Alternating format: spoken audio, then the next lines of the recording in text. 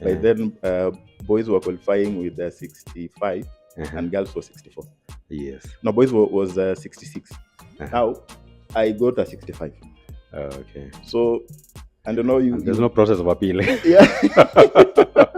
It was a very interesting year. You remember it is the year we had the post-election. You see, in the judicial framework, we are not the only players. You see, for us, I represent you. The other side will be represented. Then we have the magistrate or the judge. Know? So we have at least several parties playing, each party playing its own role. Yes, and depending on the argument, it can go either way.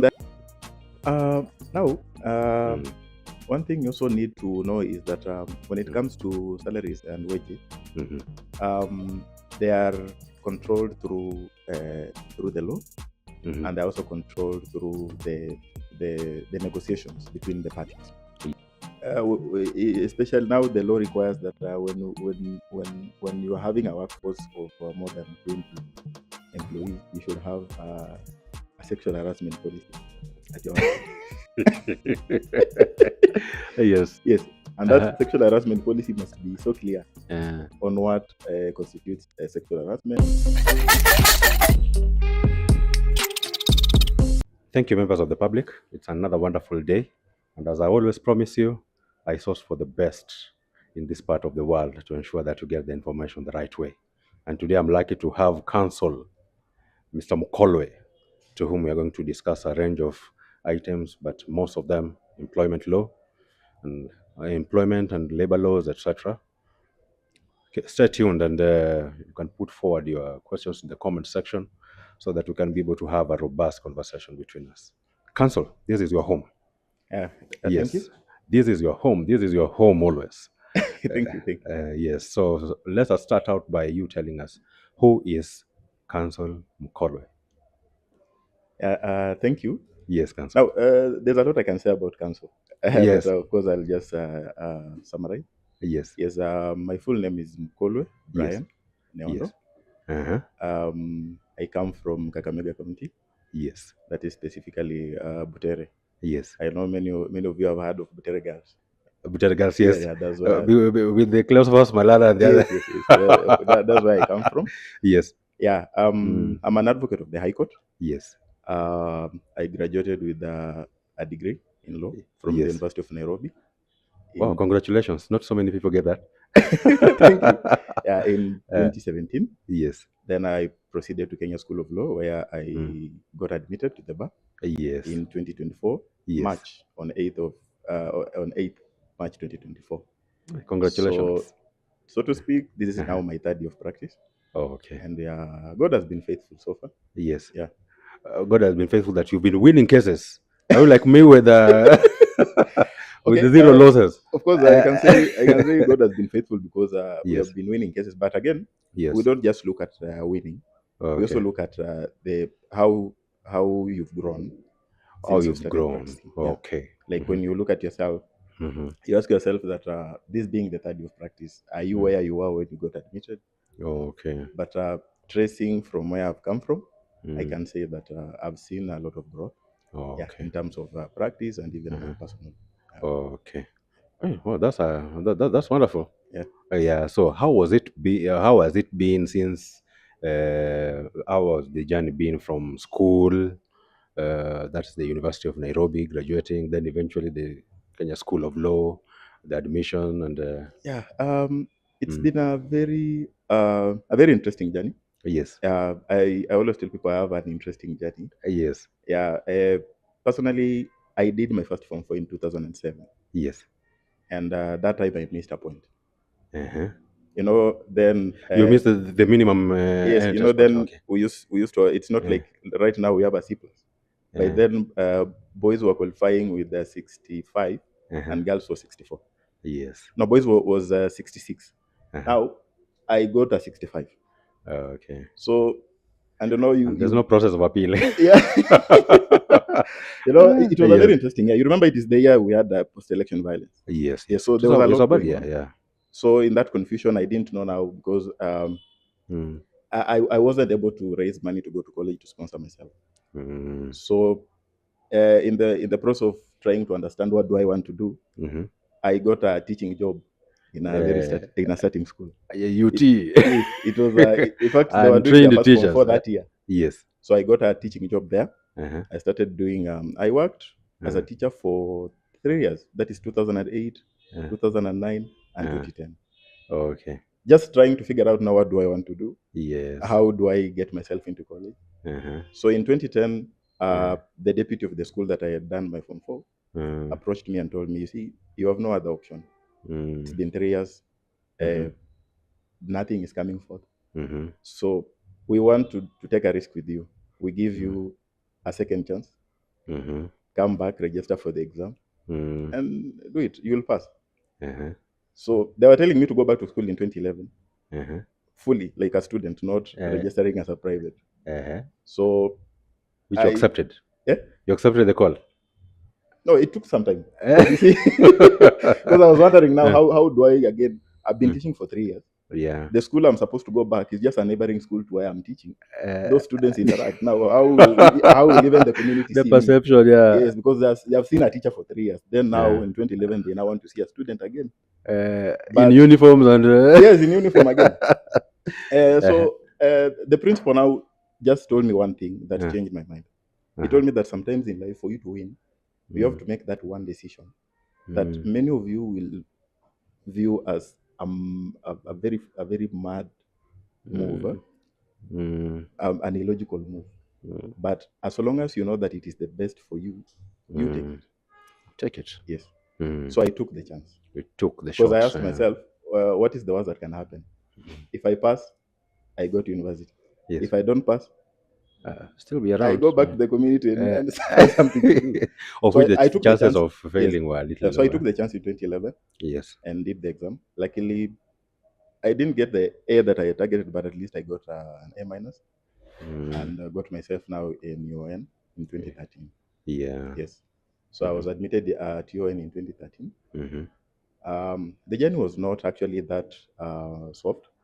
It had so many challenges, considering that I didn't have that support, that parental support. Like you will say, you have a parent who pays fees for you. You know, you have to figure out how you will survive in college with the little help you get. But we thank God. I was able now to graduate in 2017. Now after graduation, I had now to take some time off again because Kenya School of Law is a bit expensive. Because for you to be admitted at Kenya School of Law, you need 3/4. You need to raise at least 3/4 of the fee that they want. Of the entire amount that is supposed to be the fees. Yeah. So because now when you are joining, you need to have 108,000. 108,000. Yes, that is 75%. Okay. So I didn't have the money. Okay. And I didn't. I was not in a position to figure out how do I raise this money as fast as possible, because I had my siblings who also dependent in school. Okay. So I decided to just take some time off, find something to do. So I was out in 2018, 2019, 2020. So in 2020 is when now I decided now that I wanted to join Kenya School of Law. Yes, so I joined Kenya School of Law in 2021. That is in March again. Yeah, March 2021. And it was also a slow process because I had now to, once I finished the classes, I didn't take the exams, all of them, because of the financial aspect. So I took in batches. That's why I also took a bit longer. Yeah, but the journey was quite fulfilling and interesting, though I had to be so patient. You had to be very, very patient. Yeah, so and finally paid. Yeah, I finally got now admitted in 2024. Okay. Yeah. Then now after the post-admission, how after the post-admission, because by the time I was being admitted, I was working in a farm. Yeah, so I just got retained there for some time. Okay. I was there from 2024 to now 2025. I now transited now to a bit of corporate, kidogo. Okay. Yes, I went to Mogo. And when I mentioned that, those guys are very unpopular. Yeah. So I went there. So you are the force behind that. The recoveries are there. Yeah, so I went to Mogo for 8 months. Okay. Yes, that's when I realized that I was missing practice. Yeah, sure. At some point I realized. You got yourself on the bar, in the court, on your feet. Yes. But then at Moga, I wasn't getting that exposure enough.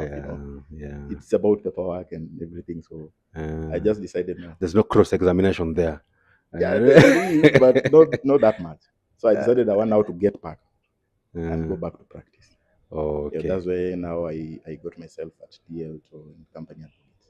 Okay. Okay. So we have a variety of things that we want to talk about, but I just want you first of all to, because I know your firm also handles a lot of employment cases. Yeah. Yeah. So maybe just take us through first of all employment. Then now we can get into how it frictions with the law or yes. When you're talking about employment, I think when you look at the judicial system in Kenya, you'll realize that employment is one area that has a lot of litigation because It has a lot of because we have people being fired every day. Okay. We have people being terminated every day. We have people being dismissed every day. A lot of disputes in that. A lot of disputes, So it is one of the areas that has a lot of litigation, and it is also another area that is quite growing in terms of the law and just the jurisprudence, because you realize that every day we have a judgment that makes the aspect of law to grow. You learn every new aspect in every judgment that comes out. Okay. So what I can say is, and because it is what so many, when you talk of employment, it affects everybody. Everyone, because at some point, either directly or indirectly, you are either directly or indirectly affected by it. Yes. So that's why it is so much litigated upon. And then because of also the economic conditions and the changing patterns of life, things come up. Yeah. So what I can say is it is a very critical aspect of law. It is also a very it's also one of the areas of law that people really don't understand, especially when it comes to their rights. Okay. Because they don't understand. Also, they also don't prioritize. You find people just entertaining things that when we as lawyers look at them, we say no. But I think maybe it's because of the fear. Because you see, in a case where you depend on that employment, like ile unasema that without this one I'm dead, then you see you will take anything. Anything goes. Yeah, you take anything. And I think that's the major problem we are having as a country, because people have that fear of losing that job. So even if they are told that do this, they will just do it, because wanasema hii ni unga nastaki kumwaga unga. Yeah. Yes. So sometimes you become so controversial and you want to shove and you end up losing the family. Exactly. Because we have even have some cases where that follows. Yes. You try to advise a client on what to do, but the client is a bit hesitant to take that advice. Or even afraid of taking the move. Because anaogopa nikifanya hivi nitafutwa kazi ama. But when you're advising that, what the kind of probability of success that you also even having from your end, or you want to experiment with the guy? Yeah, see, for us, one thing we do, and I have to be very honest, when you come to us, we don't promise you 100% win. Yes, what we do, we advise you based on what you've given us. The information that the information you've given us, the evidence you've provided to us. Yes. Then we now we give you the chances. Okay. We don't just say that this one we are going to win 100%. You see, in the judicial framework, we are not the only players. You see, for us, I represent you. The other side will be represented. Then we have the magistrate or the judge. So we have at least several parties playing, each party playing its own role. Yes, and depending on the argument, it can go either way. Depending on the arguments you put in, and then the argument of the magistrate or the judicial officer will look at both arguments and then try to compare to marry them with the law, and come up with the judgment. So what we do is we advise you based on what you give us, and we give you the chances. So I think now that's where people now always fear that what if I lose, what will be my fate. Okay, so that has made people in employment not to keep to be so more vigilant in terms of pursuit of of justice, even when but just talk us through on how employment look like in the informal world, in the informal side sector of employment. Yeah. What I can say is that when I talk about employment in the formal world, it's a regulated. It's regulated. It's not. It's a relationship So that it's informal, entails. but it is still regulated. Yes. Sorry. Okay. Yeah, as in I'm saying that the informal part of the employment, Yes. like I might be having a gardener or a house help, all that. That part is also regulated. Yes, that part is also regulated. Okay. Employment walk us through generally that. is always regulated. The employer-employee relationship is highly regulated. And it is highly regulated because of the fact that sometimes if it is not regulated, then you realize that the dynamics of power will start playing in. And at some point, one party will lose. And of course, if it is not regulated, then we are talking of the employer being the winner at every particular moment. That's why it had to be regulated. So when you are getting into the employment world, one of the things people must understand is one, you need to have a better understanding of what are your rights as an employee. Your rights as an employee. Yes. What are your rights as an in the informal? Does they also matter? Yeah, they matter. They matter because how do you enforce? Because when you come to me with an employment issue or matter, the first question I'll be asking you is, do you have a contract? Or whether you have a contract. Do you have a contract? Yes. If you have a contract, give me the contract. I want to look at it. And you see, one thing we also people don't understand is, or employers, because out of being desperate for a job, yeye akiitwa anafika pale anaambiwa kuna kazi hapa, then anaambiwa contract ndio hii, sign hapa. You need to go through it first. People don't take time to even go through the contract and get to understand what they are getting themselves into. Yeah. Or even question some of the things that are in the contract that may not favor them. So you realize at the end of it all, mtu alisign contract hakusoma, and then you are looking at the grounds there that you are looking at the contract, then you are asking, how did you even get to sign such a kind of a contract? Yeah.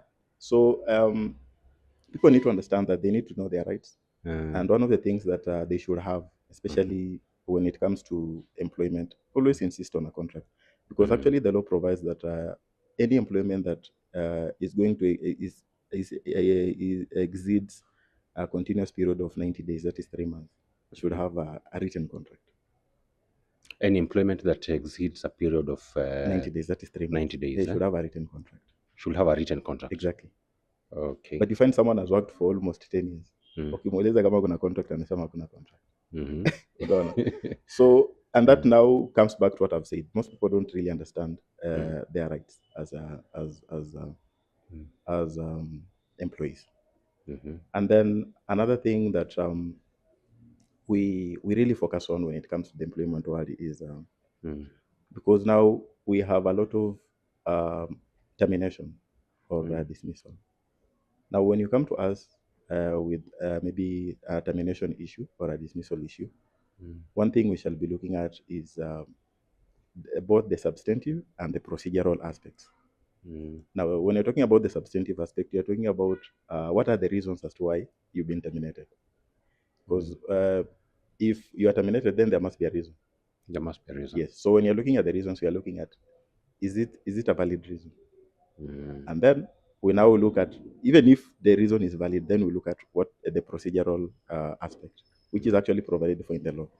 So we look at was a procedure was the right procedure followed. So you find that even in cases, and even right now, most employers are losing cases, not because there were no valid reasons as to terminate, but because the procedure was faulty. Yes. So the courts have insisted that even if there is a valid reason why you've been terminated, there must be a proper procedure that must be followed for you to be terminated. So the two must align. Okay. If they don't align, but you see now, if someone just get terminated, wengine wanaonanga, so let me look. Yeah, wacha nitafute kazi ingine. Yeah, they don't even want to pursue or even want to look at it. Or the only thing is because it's expensive to pursue, and the person that you are pursuing, you are litigating against, might be having the resources. Yet you now even lost the job that was giving you the. In fact, that's the problem, because they always tell you that wale unajua wako na pesa, they can influence. They can influence with that money. Yes, but you see, what I always say is, it is not guaranteed that they will influence. And in fact, there are very minimal chances that they even influence. Because when you're talking of influence in the Kenyan aspect, we are talking of usema si wako na pesa, so watenda tukaongana na kesi na you don't know. Yeah, so it's also good as an employee who has been terminated, you just take your chances.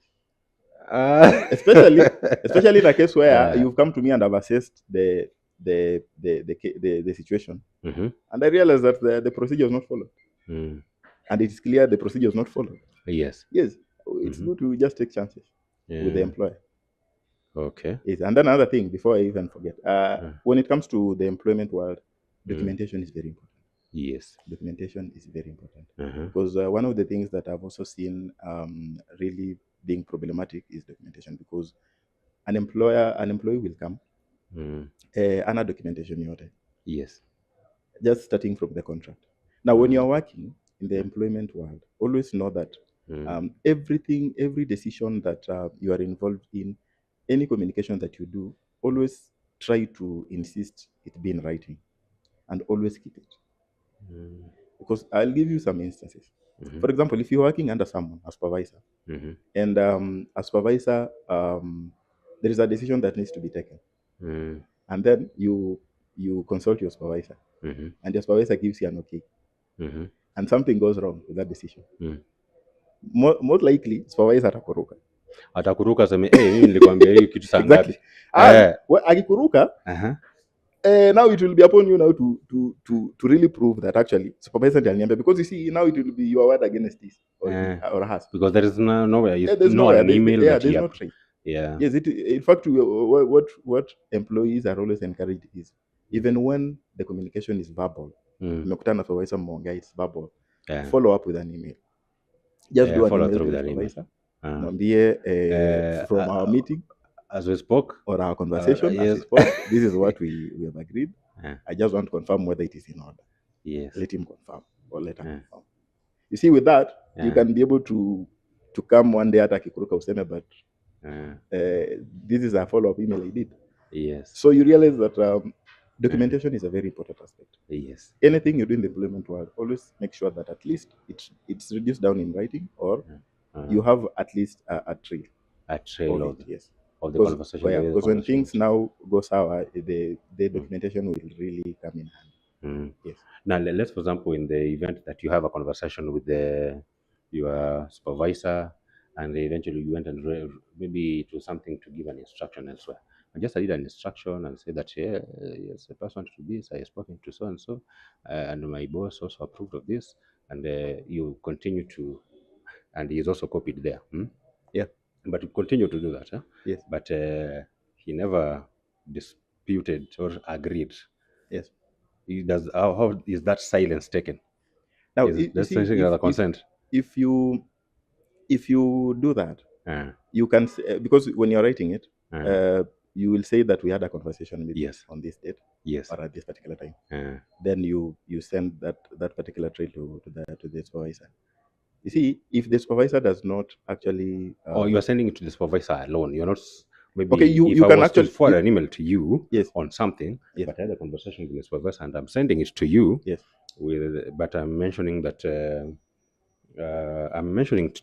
in that email that I also had a conversation with my supervisor on this matter, and he is copied there. Yes. But he did not either rebut or disputed or accepted or what. He allowed it to flow like that, and something goes wrong. But can you say that maybe I never saw the email and I'm not part of that conversation? Where did I talk? But you know, the best thing is, yes, at least there is something to show that you followed up. Okay. Yes, you can say that I followed up on the conversation and I sent that email to this. Okay, there's now some trail on the same. You see, so now you see, for us, even when you are doing litigation, yes, when you are serving documents. When I sent a document via an email, that is, if I served you through the email, whether you open it and read it, that's not now upon me. Okay. Yes. But as long as I can prove that email is yours, and I've served you through the email, and you will also prove that email is functional. Yes, on this date, then. And what about if the email is not functional? Because I think when I was in high school, I opened some email I opened a long time ago. I've never even used it. That's why now courts insist on when it is electronic service. For instance, we are doing email service. the courts maybe insist now you have to give a copy of maybe a correspondence you've done before via the email. So if we are in the if we communicate through email in every day to day, which is actually happening in the employment world. Today, that's actually the order of the day. That's actually the order of the day. Yeah. So if I talk to you every day through email, I will not have the difficulty to prove that email is functional, because I will just say we have been talking to this person through this email, and these are the conversations. This is the truth. Okay. Yes. So in this being that you are advising members to have contracts, yes. What is it that you are advising them to look for in those contracts? As in, what are those keywords, key items that if they are not there, or if they are there, if maybe they are not, the absence of those makes it dangerous or juicy? No, I may not be able to maybe sample out the keywords or the key phrases, because now depends from one contract to another. But we can talk about the key clauses that should be in the contract. Yes. Yes. Without those clauses, then it's very dangerous for you to sign.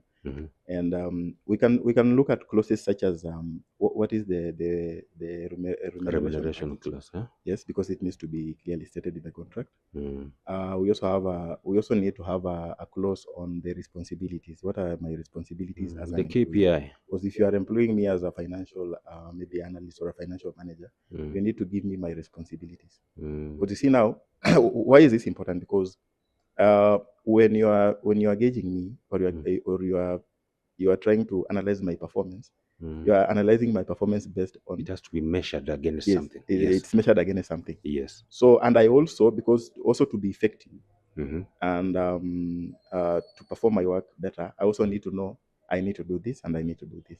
This is my scope of work. Yes. So a contract must have those the scope. What is the scope of work? What are your responsibilities? Then we can also talk of we can also have a termination clause. Or the terms that amounts to termination in the event that or what grounds can I be terminated. Of course, we have the conventional ones, but at least you can it should be mentioned. On what grounds can I be terminated? Which are the conventional ones? Yes. Then we also have to have a clause on notices, because if I'm moving out or if I'm resigning, you need to tell the contract need to state what is the notice period. Okay. Yes. Of course, generally it is always at least 30 days for permanent, and at least 7 days for probation. Yes. But you know, now it varies from one entity to another. There are entities that maybe will require 2 months notice. But now it does the law based on the nature of the industry. Oh no, so is it legislated so that maybe there is a standard? Or each and every organization? That's what I've said. The minimum period for the notice, is 30 days. Okay, for the permanent ones. That is. But of course, and that's what I'm saying. It varies now from one workplace to another, and based on the industry. You can find a contract saying maybe the termination period is. The notice period is 60 days. Okay. Yes. So you need to know, because by the time you are resigning, there is always that aspect of you giving notice. Okay. Of course, it is not a must, because if you give notice, of course, the notice has to be paid. Now, if you don't give notice, yes, it means you are forfeiting that particular thing. Okay. So I also want to know something about the formal employment and the corporate space. Now tell us how the law look at it. I'm not so sure when you're talking about formal and informal, because you see, for us, when you're looking at employment, you're just looking at the employment industry in general. Okay. The law applies to whether it is formal or informal. Okay. So the law does not, the lenses does not segregate that. Yes, it this doesn't. Is informal. This is formal. Because even if you employ me, if you're running a business and you're employing me, of course, if you're running a business that is informal, right? Then if you're employing me on permanent basis, I also need to just have a contract. Yes, You and see that them, makes it a formal yes, employment. yes, yes. You see, Okay. the law just applies across. It cuts across. Yeah. Yes. So you see now the other benefits like the unions and the WIBA and other benefits that comes in, the perception of the public could believe that that is now when you are having access to such kind of things, the medical cover and all that, then you are now in formal employment as opposed to if you just told hey, come fanya kazi hapa sign up, Yes, then yes, there is when you are sick, you take care of your loved ones, nothing that the company will get I do involved. understand. But you see now, as long as you're an employee, you can access those rights. You have those rights. Those rights apply to you. Okay. Yes. And when you're talking about the rights, they come from the Constitution itself. Yes. Because when you look at Article 41, it is the one that gives the rights to fair labor practices. Yes. Yes, and when you're talking about that, you're talking of you have a right to fair remuneration. You have a right to a reasonable working environment. Yes. As an employee, also and have they also define what reasonable is. What is reasonable to now, me might not be now for reasonable working environment. Yeah, sure. Because now you see the environment, when you're talking about a reasonable environment, now it gives rise to what we call constructive dismissal. Because now you see, if you make the environment so difficult for me to work as a person, yes, then I can resign. yes. But you see, I'm not resigning on my own accord. No, it's not on revolution. Yes, yes. Yeah. I'm resigning because the environment is also favorable. so difficult for me. Or you as an employer, you have made the environment so difficult for me to work until I am now forcing myself out. Now that's what we call that now constructive dismissal. Yes. So it is hard. Now you from now Article 41, it's now the ones that gives the general rights to an employer and employees. Now from there, now we go now to the statutory provisions, and majorly we are talking about the Employment Act of 2007. Then you also have the Labor Relations Act. Now, when you are looking at the Employment Act, and majorly when you are looking at these matters, the employment matters, majorly we look at section 41 and section 45. Now, section 45 is on unfair termination. And section 41 is about the procedural aspect. And that's why when at some point I said, when we take a matter to court, especially on termination, the court will be looking at the two aspects. We'll be looking at section 41, was the procedure followed? And then we now look at the unfair termination. Was there a valid reason? Yes. You get. So basically, we in fact, I can say all the almost all the employment matters we have in court revolve around those two. There was a termination. So since there was a termination, was there a valid reason for termination? There was the procedure followed. And as I've told you, many employers lose cases because of the procedural aspect. Yes. And it's not that they don't know, because of course they have the HR departments, they have the legal departments. Yeah, so they also consult but still decide to do the wrong thing. Yes, some of them just do, I think. So let's meet in court. I think they do things in a haste. Like, for example, pata la makosa, then out of emotions, I tell you, you're fired. Usikuje kazi kesho. Talk tomorrow, don't report. So has procedure been followed? Maybe we can talk about the procedure. It hasn't. You're supposed to go through a disciplinary process, explain yourself. Yes, I was a notice to show cause issue. Yeah. Because you see, once you realize that I've made maybe a mistake, or there's a problem that warrants termination, you need to give me a notice to show cause. And the notice to show cause must state the allegations. Yes. But does that also, within the summary dismissal, does this also cover the same? Yes, even for summary dismissal, there must be the process. Okay. The procedure applies to even summary dismissal. Because you don't just wake up and fire someone. You also because if somebody fought in the office, that's the procedure must be followed. Okay. Yes. You have to issue a notice to show cause, give the allegations, state all the allegations in the notice to show cause, give them a chance to respond. Let them go through a disciplinary process. Yes. And in the disciplinary process, they come with they have a right of being in company of either a colleague. I've represented a few. But of course, for colleagues, it's difficult. Yes. Because if I'm working with you and I'm the one facing the disciplinary panel, yes, alafu wewe tunafanya kazi nayo, then I'm telling then you I'm coming with them. But that's what happens a lot. So you see, you will refuse because you fear maybe of the implications. Now, what happens for being that people make appearance as your colleague just come? Is it just for the sake of it? Is it, or you're supposed to come with somebody from outside? No, the organization. You have a right to be accompanied with a colleague, or the colleague. You can do a rep. If you are in unions, you can do a union rep. Oh, okay. If you're not in union now, you don't have a representation by. Yes. You don't have those liberties. So how do you appear? You just appear with a fellow colleague who also a fellow colleague. And that colleague is also anakuja na mke iko katikati because he's also coming to face the same employer. Exactly. Now you see, that's what I'm saying. I've found so many problems when it comes to now a colleague accompanying you, because you see, if a colleague accompanies you to a disciplinary process, that means ako side yako. Yeah, and maybe he's agreeing with whatever you do. Exactly. Now the implication, because sure. Tutamaliza the procedure. And you see, HR ataanza kuniona sasa mimi kama mwenye nimekuwa company. HR ataanza kuniona like, mbona ulikuwa unasaini na ule jamaa? Because ulimo company. So you see, most colleagues will fear doing that. Yes. For the fear of maybe losing their jobs or even being stigmatized. Yes, the implications. But actually, you have a right, and at extreme instances, you can even request you go with your advocate. Oh, you can appear in those disciplinary with your own advocates. Yes, you can request. Okay. You see, when you're responding, you can now request that you want to be accompanied. You need a representation. Yes. Oh, okay.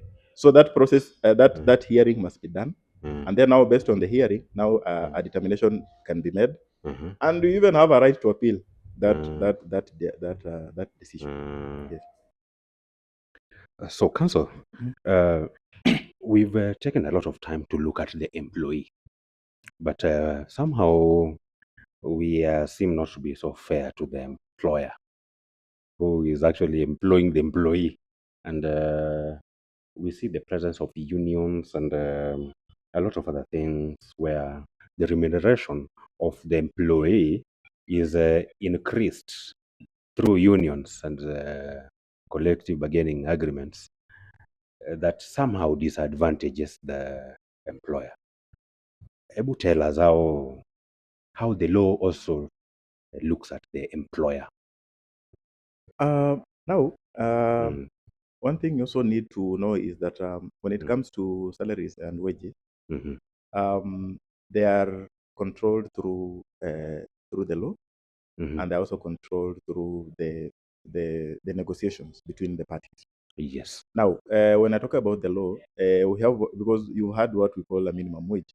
There is what we call a minimum wage, and we have a minimum wage for various industries, and based on regions also. So, what employers are told is that you don't pay anything below that minimum wage that has been provided. So you can pay anything above, but not anything below. Now, for such areas where the employers now have to look at the minimum wage, then we might not have so many problems, because even if it is an increase in such cases, it is always a conversation. Yes. Unaenda unaambia employer hii mshahara naona imekuwa kidogo, so can we do an increment? So it becomes just a back and forth, and eventually you agree at some point, until you agree. Because now we see the reason why it's a back and forth. It's each party is fighting for what it can manage. So utasema I want an increase of 10%. Yeah, utasema mimi siwezi kupa 10%. Can give you 2%. Yes.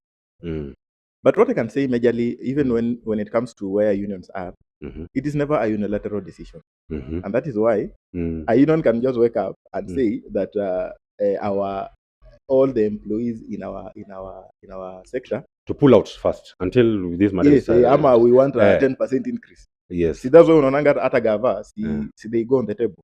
Yes. The unions go on the table na gava. They start push and pull. Wanavurutana until they can agree on something. It might not be 30%, maybe if they want 30%. Yes. The government will tell them, you see, we cannot do 30% once. Yes. Itakuwa burden kwetu. So we can do 30%, but let's do it in batches.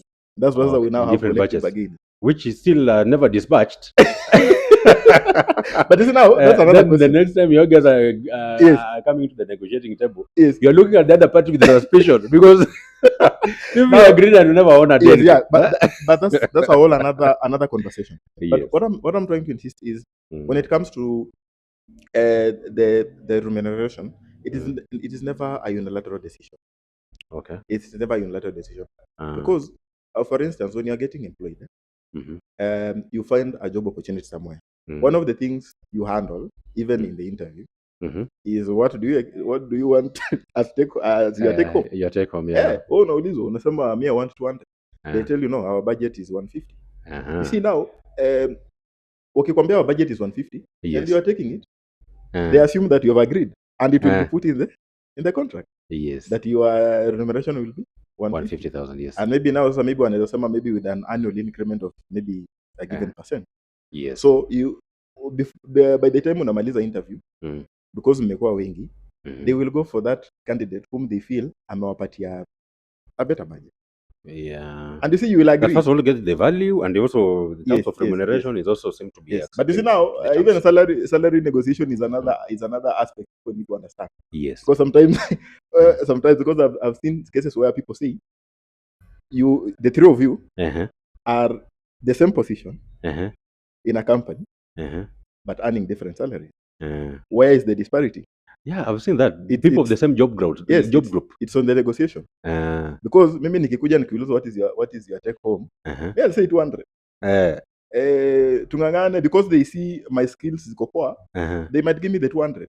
But when they are employing another person in the same position, na akuja aseme 150, you see, they will take it because they also want to minimize what? Yes, yeah. You see, for HR, they are one. They want to get maximum benefits at the lowest price. Exactly. Yeah. Yes. So it when it comes to salaries, as long as it is not paid the minimum, the employer does not go below the minimum wage for the various industries and the various sectors of law. Now it now comes to your bargaining power now as a person, as a name. Okay. Wewe bargain vizuri, pata salary yako.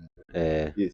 So something else that also we want to, as we're winding up, that's also a very, very sensitive thing in the employment world, is harassment at workplace. So I want you to just look at harassment holistically, then also try to narrow it down to sexual harassment at workplace. Yes, harassment is basically prohibited in the work environment, and it is even one of the grounds someone can use for constructive dismissal. You can talk of harassment because you see, once harassment is there, it makes your working environment to be inconducive, to be not conducive for it to work. Yes. So you can also, so it is highly prohibited. Any form of harassment, be it on the ground or be it no, we have so many forms of harassment. So, but anything that can be termed now as a harassment is prohibited in our. Now, when you narrow down to sexual harassment, this one now is very serious because especially now the law requires that when you are having a workforce of more than 20 employees, you should have a sexual harassment policy at your Yes. And that sexual harassment policy must be so clear on what constitutes sexual harassment. Yes. And you have to develop it so that it becomes now part of what governs the working environment. Yes. And you see now sexual harassment nowadays has come into many forms because of the advancement of technology. Because it can even be through maybe you just looked at something like this and that's already feeling like it's harassed. Maybe somebody was just passing by and maybe someone is trying to flirt on text and it makes the other person uncomfortable. Oh, That can okay. also be Or sexual even harassment. flirting. Yes. As long as What? it makes the other person uncomfortable. So this sexual harassment thing is dependent on the other person. No, actually, I'm not saying it's dependent on the other person. But you see now, when do we know that it is sexual harassment? It is when someone complains. Okay. Yes. Because you see, you can be sexually harassed na unyamaze. Sasa ukinyamaza tutajuaje? Utajua, yeah. And then ukinyamaza, it shows you are good with it. You like it. Yes. Somehow. Yes. Now, if you report, then we know that there is an aspect of sexual harassment here. Okay. And that's why it is always good that whenever it arises, you do it. You report. Because you see, you can have a colleague at workplace, and maybe a female colleague, and maybe because now being colleagues, you exchange content. Someone can maybe start sending you flatty texts, and you've not consented to it. You're not okay with it. Unajua kuna wengine they don't even know the kind of interaction you are having. Yeah, anaonaga tu si niko na namba yake, wacha nianze fanya. Okay, there's no rapport. Yes. You know, it infringes your rights, even right to privacy. Yeah. So you need to report, and that's why now the policy is there, and the policy now outlines on what is sexual harassment, what needs to be done when it happens, what are the reporting mechanisms, after reporting, what are the next actions. Of course, if it is sexual harassment, of course, you'll have to be taken. If it is reported, you'll have to be taken again through a disciplinary process. Because it is not something that you'll say that someone has sexually harassed me and then anafutwa kazi hapana.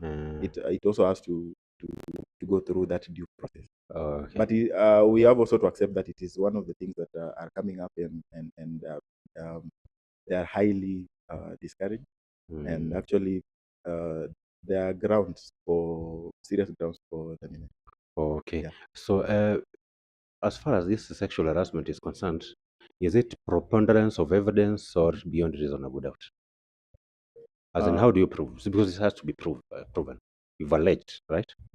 So just a preponderance of evidence. There's a balance of probability that this huyu jamaa na kadimu huyu venye tunamwona hivi huyu huyu alimuharas. But because some other people look so innocent. For the ones that have been documented, it is easier. Naona kama text, it is easier to say hivi ndio alikuwa anafanya. But now you see the verbal ones, kuna zile zingine zenye maybe colleagues see huyu mtu maybe anakuguza indecently. Sure. Because sometimes some of them even like doing them in public. Hata tu kwa, you see, if it is especially in an open space office. Yes. So, and you see maybe, and you know harassment, ni kitu inaanzanga kudevelop polepole. Anaanza tu, then maybe you think maybe ni accident. You forgive that, and then maybe ni accident, then it happens. So there is that tree, and maybe in the process of doing that, your other colleagues have seen it happen, or you've tried to report maybe to the person above you to complain. Because one thing the employees need to understand is that whenever these things happen, you need to complain. Yes. So if you keep on now because you find a case where you complain mara mbili tatu, and the complaints maybe are documented, umandika 30 minutes down, or you've done emails, they are documented. Or you can even find that there are different complaints from different employees on the same person. Over the same person. That's why hii ikikuja, then the employer says, wait a minute, si wewe pia juzi umekuwa or si tumeangalia kwa database yetu, we have realized that we have had several complaints against you on the grounds of sexual harassment. Yes. So in such cases, then yeah. But there are chances whereby a few people can conspire as well, and maybe how does the employer now deal with that? Yes. Now where they now do decide to conspire, now it depends now with because everything must be proven. Yeah. You see, even in that disciplinary process, there must be a proof actually. You don't just dismiss someone because mtu amecomplain on sexual harassment. Okay. So now it becomes tricky, especially in instances where maybe hakuna colleague mwenye alishaiona hiyo kitu happen, or it is not documented. It becomes a bit difficult. People know you as a man of the clergy, and now you know, even they're wondering, what are these, man? You know, even in law, we acknowledge you might have a case. Yes. And it is something that happens. You might have a very strong case, but I own evidence. As an advocate, I will not go to court. Yes. Because you see, court deals with evidence. Yeah. So if you're telling me that this thing happened, and there is nothing to help from the narrative, is a good case. From the narrative, it's a very good case. In fact, a very interesting one. Yeah. But now, I'll narrow down to ask you now, what do you have to prove that? Because as an advocate, I'm trained to also look at the evidence. We don't just go, and it also helps because you see, if we allow this culture of not looking at the evidence, then but hearsay can also be admissible as no. Hearsay it is not. Hearsay is not. It's not admissible as nisikia fulana aliniambia. Nani aliniambia na kaambia nani? No, forget about it. You must have conjunctive. Yes, there must be a yes. Okay, I think counsel is a very, very kind of a convenient point to actually end this conversation. Yeah. We'll be having so many other matters that desires clarity to law and such kind of things, and we'll still continue to invite you over and again. So it is actually our honor as Riba Sasa to have your most esteemed having visited our studios. So members of the public, that was counsel. I call him now senior counsel, MUKOLWE, and if you have your cases that borders around employment and stuff like that, I don't know whether counsel will want to tell them where your officers are and how they can be able to find our officers the range of legal services you guys offer. Okay. And also, as you conclude, also tell them the reason why you look like Nelson Harvey. Okay, yes. Our offices are along Mombasa Road at Signature Mall. That is just past Mololongo from town. That's where you can find us. I think if you have any legal issue, you can reach out to us. We are there to help. As I stated from the beginning, we deal with a wide range of legal issues, not just employment law. So we are there to help, because you see, when you go to school, you learn everything. You don't just restrict yourself.